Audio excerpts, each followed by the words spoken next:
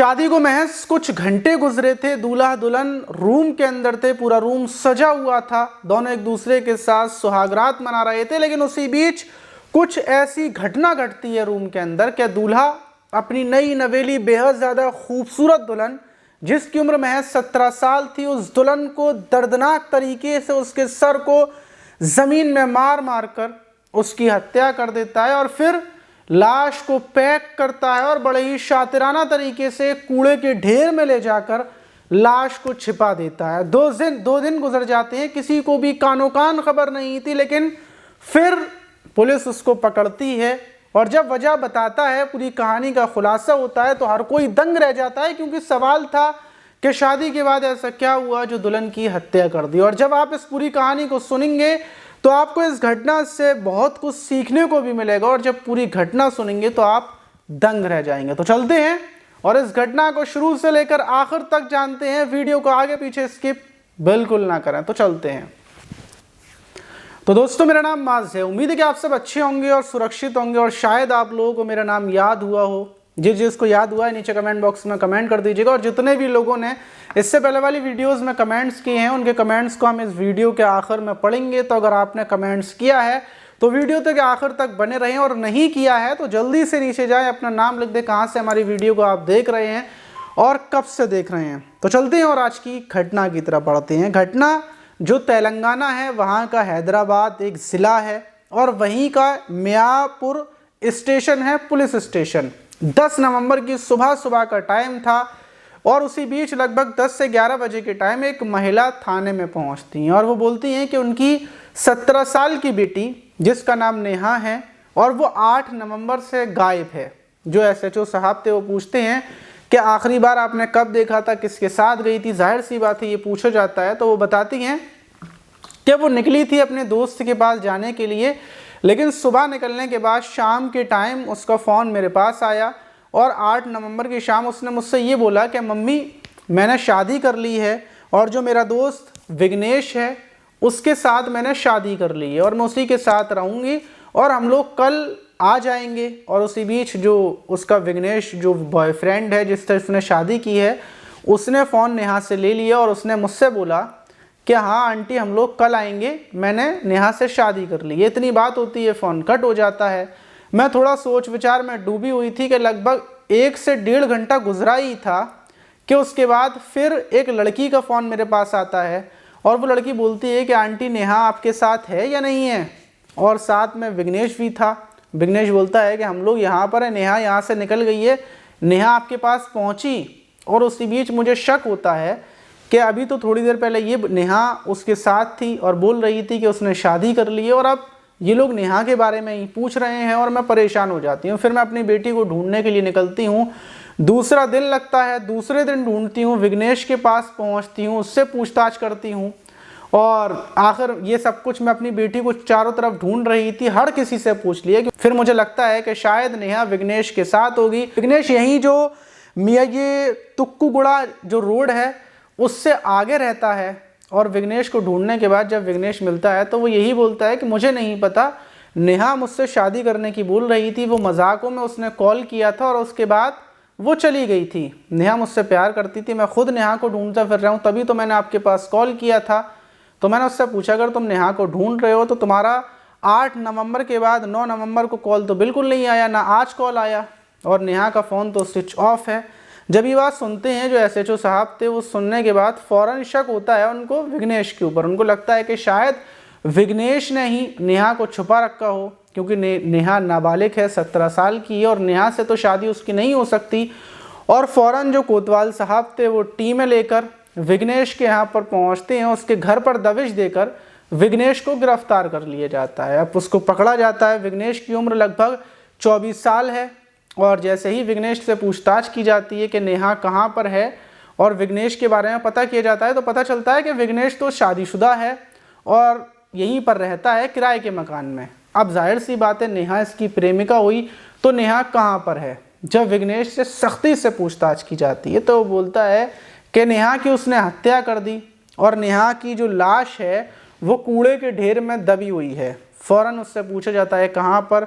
वो पुलिस को लेकर पहुंचता है जो टुक्कूगुड़ा का चौराहा है जहाँ पर कूड़ा फेंका जाता है, वहीं पर लाश नेहा की कूड़े के ढेर में दबी हुई थी और ऊपर से इसने रद्दी के कागज़ डाल दिए थे, किसी को पता ना चले। 8 नवंबर को ही इसने हत्या कर दी थी। अब पुलिस विघ्नेश से जब पूछताछ करती है कि हत्या क्यों की, क्या वजह थी, क्या कहानी थी, जब शुरू से पूछती है तो पता चलता है कि जो विघ्नेश है ये नेहा के घर से कुछ दूरी पर रहता है। नेहा को रील्स बनाने का शौक था और 5 महीने पहले ही इंस्टाग्राम पर दोनों की दोस्ती होती है। दोस्ती होने के बाद लगभग 4 महीने तक विघ्नेश इससे मीठी मीठी बातें करता है। विघ्नेश पहले से शादीशुदा है और इससे दोस्ती रखता है। दोस्ती बढ़ती जाती है और 1 महीने पहले ही ये नेहा को प्रपोज करता है। नेहा को प्रपोज करता है, उसको गर्लफ्रेंड बना लेता है और फिर ये नेहा को, जो इसका दोस्त है विघ्नेश का, उसके घर पर लेकर जाता था, वहाँ पर नेहा के साथ संबंध बनाता था और फिर नेहा इससे शादी करने की बोलने लगती है। लेकिन इसने 2-3 बार जब नेहा इससे मिलने के लिए आई तो इसने देखा कि नेहा और भी लड़कों से बातचीत करती है और फिर इसका ये विरोध करता है। पूरे तरीके से ये नेहा को इतना ज़्यादा चिल्लाता है, इतना ज़्यादा समझाता है कि नेहा ने सबसे बातचीत करना बंद कर दिया था। अब वो सिर्फ विघ्नेश से बातचीत करती थी और अब आकर नेहा उसके प्यार में डूब चुकी थी और विघ्नेश से शादी करने की जिद करने लगी थी। विघ्नेश परेशान था क्योंकि विघ्नेश तो पहले से शादीशुदा है, दूसरी शादी वो कैसे करता। और जब नेहा ने बोला कि अगर वो शादी नहीं करेगा तो वो थाने चली जाएगी, ख़ुद को ख़त्म कर लेगी, और इन्हीं सब बातों से डर कर विघ्नेश ने 8 नवंबर को एक मंदिर में जाकर शादी कर ली। ऐसे ही शादी कर ली और शादी होने के बाद विघ्नेश अपने दोस्त के घर पर पहुंचता है। जो रूम था वहां पर बाकायदा पूरा डेकोरेशन कर रखा था क्योंकि विघ्नेश के दोस्त ने रूम को सजा दिया था, विघ्नेश की सुहागरात थी। वहां पर लेकर पहुंचता है और वहां पर ये उसके साथ नॉर्मल सुहागरात मनाता है। फिर ये जो नेहा का फ़ोन था उसको चेक करता है, उसमें 1-2 लड़कों के मैसेज दिखते हैं और इसका खून खौल जाता है। और फिर ये प्लानिंग करता है कि एक तो नेहा धोखेबाज और दूसरी चीज़ अपनी पत्नी को ये कैसे बताएगा, पत्नी बवाल करेगी, थाना कोर्ट कचहरी होगा, तो उससे बचने के लिए ये प्लानिंग करता है कि नेहा को ये मार देगा। लेकिन मारने से पहले ये नेहा से बोलता है कि अपनी मम्मी को फ़ोन करो, उनको बोलो कि मैंने शादी कर ली है और मैं नहीं आऊँगी लौट कर, मैं विघ्नेश के साथ रहूँगी। और नेहा वैसा ही करती है, अपनी मम्मी को फ़ोन करती है, शादी के बारे में बताती है और बोलती है कि अगर आएंगे हम लोग तो 1-2 दिन के बाद आएंगे आपके पास, वरना हम नहीं आएंगे, मैंने शादी कर ली है।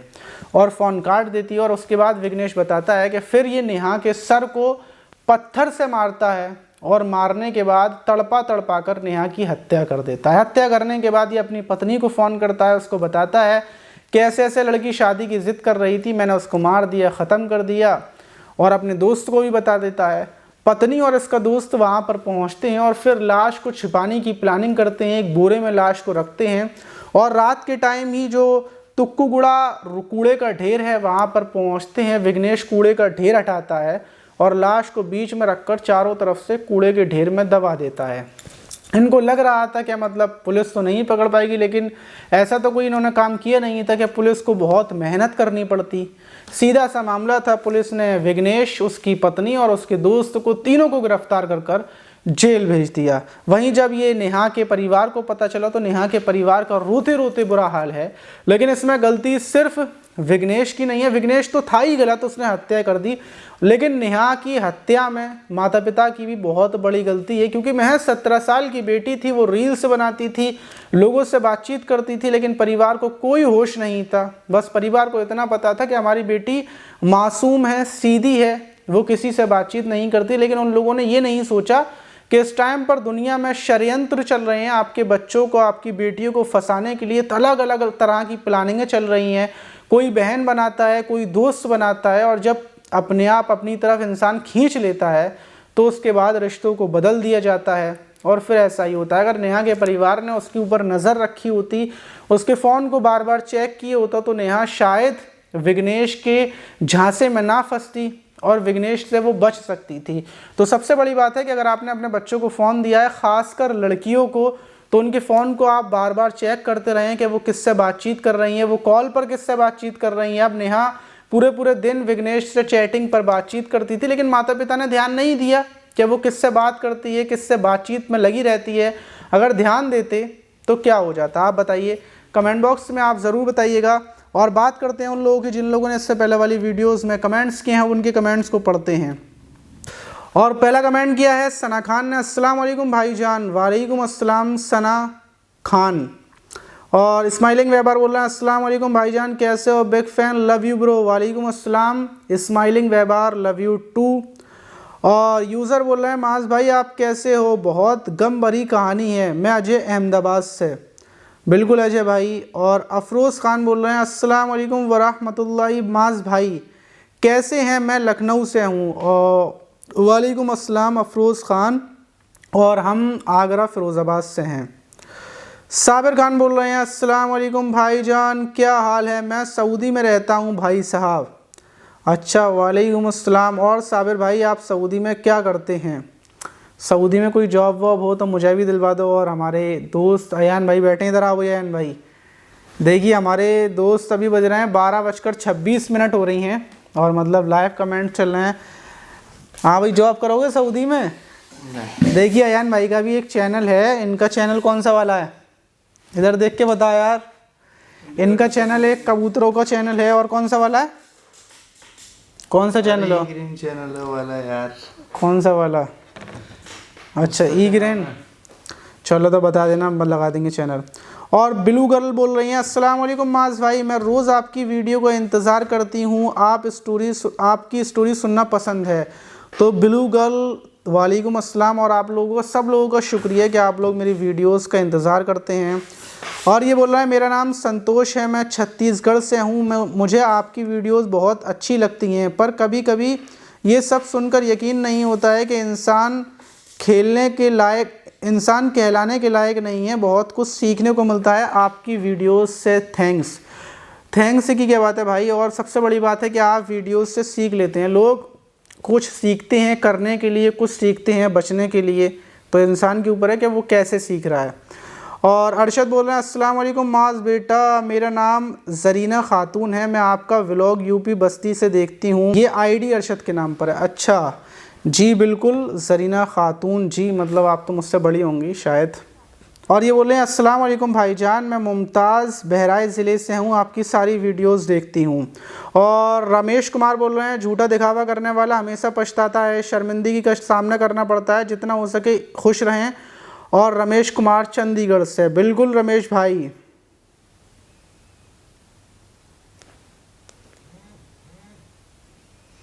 बात कर लेता हूँ, हमने बाबू से जाके यार चैटिंग वैटिंग कर लो, मैसेज आ रहे हैं भाई। और हमारे भाई की भी एक कोई गर्लफ्रेंड है, शादी करोगे तुम? नहीं, जिनसे बात करते हो शादी करोगे? नो। जिनसे बात करते हो शादी नहीं करोगे? ये वीडियो अगर वो देख रही हैं फिर देखिए, इनकी जो गर्लफ्रेंड है उनका नाम है नाम नहीं बताऊं? नहीं यार। अरे तो बता दे रहा हूँ भाई, प्यार किया तो क्या डरना यार। नहीं। प्यार किया तो फिर डरो मत। मुबीन जहरा बोल रहे हैं, माँ भाई आप मेरे सलाम का जवाब नहीं देते हो, मैं राजस्थान से हूँ। तो वालेकुम अस्सलाम मुबीन भाई, कि आपने कभी सलाम किया हो? वैसे कमेंट्स में पढ़ नहीं पाया हूँ, लेकिन फिर भी जवाब दे दिया है। और रेहान मलिक बोल रहे हैं, अस्सलाम वालेकुम वरहमतुल्लाहि भाई, आपकी वीडियोस देखकर मुझे बहुत कुछ सीखने को मिलता है। मैं उस लड़की से बहुत प्यार करता हूँ, बुलंदशहर की रहने वाली है, और लेकिन उसका नाम नहीं बता सकता मैं। तो भाई आप अगर प्यार करते हैं तो शादी ज़रूर कीजिएगा, इनकी तरह नहीं कि ये प्यार भी करते हैं और शादी भी नहीं करेंगे। गलत तरीका है यार। मुझे तो कोई लड़की मिली नहीं, वरना मैंने कब की लव मैरिज कर ली होती भाई, शादी कर ली होती। और अगर आपको कोई लड़की पसंद है तो मतलब घर वालों की मर्ज़ी से शादी कर सकते हैं, घर पे बता के। ज़रूरी नहीं है कि मतलब भाग कर शादी करो या फिर अलग तरीके से। पहले परिवार को बताओ, तमीज़ कायदे से पहुँचो, लेकिन बारात ले जाना ये ढेर सारे लोगों को ये गलत है।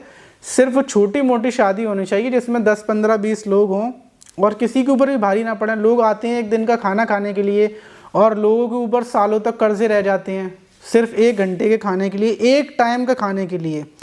तो ज़्यादा भीड़ लेकर ना पहुँचें।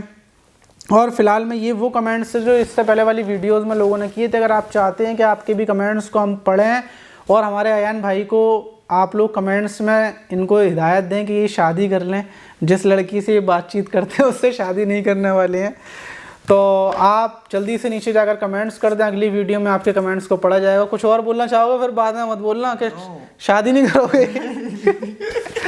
चलिए मिलते हैं किसी और वीडियो में, जब तक के लिए ख्याल रखते हैं। और शादी की वीडियो और दिखाऊंगा।